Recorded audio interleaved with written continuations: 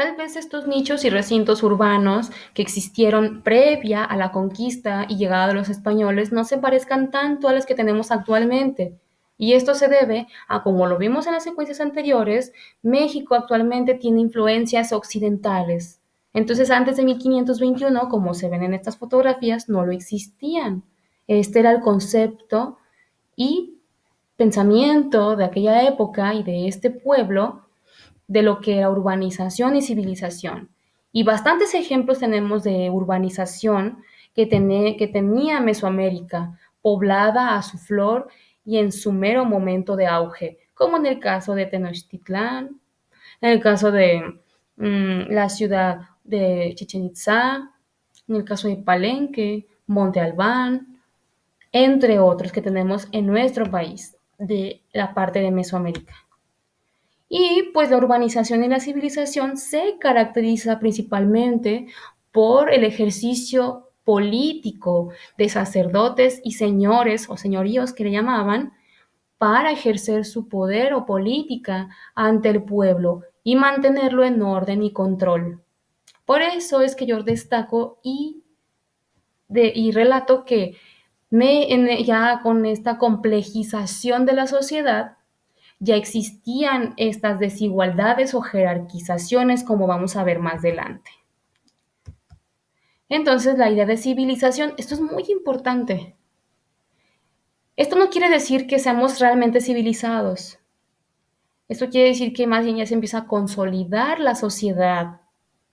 Pero hay un consejo que les da el libro, que tengan mucho cuidado con la palabra civilización. ¿Por qué? Porque la idea de civilización ya no es utilizada comúnmente para este tipo de ejemplos, debido a que se malinterpreta como un progreso y ascenso lineal, ¿sí? Y como lo vimos en la secuencia 8.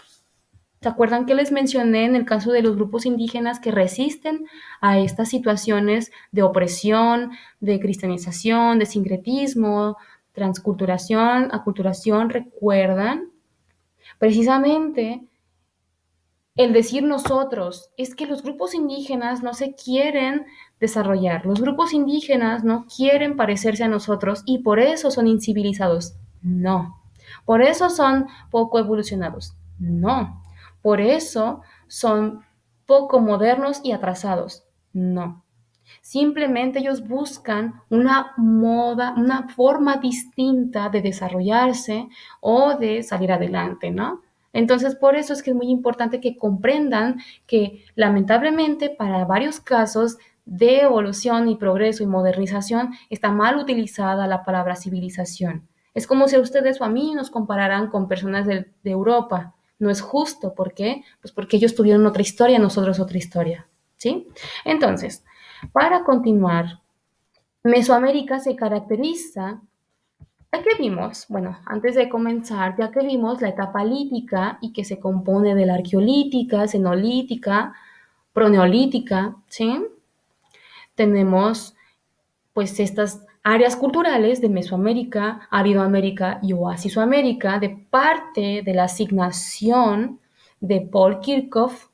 Mesoamérica se compone de 3 periodos, ¿sí? Entonces, pongan mucha atención. Se compone del periodo preclásico y se compone del 2500 años antes de Cristo al 200 después de Cristo. Es decir, vámonos a su línea del tiempo del libro. 2500 años antes de Cristo es esto. Aquí dice preclásico al 200 años antes de Cristo, después de Cristo, perdón. Es decir, hasta aquí.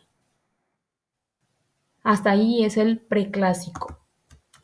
Y quiere decir que son 2700 años en total y es el periodo más extenso que se caracteriza de Mesoamérica. ¿Por qué?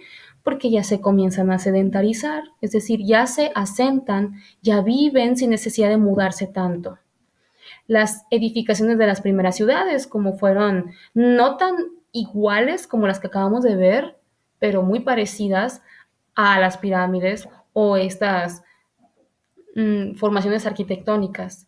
Comienza el cultivo de plantas, se desarrolla la agricultura, desarrollo en técnicas de control de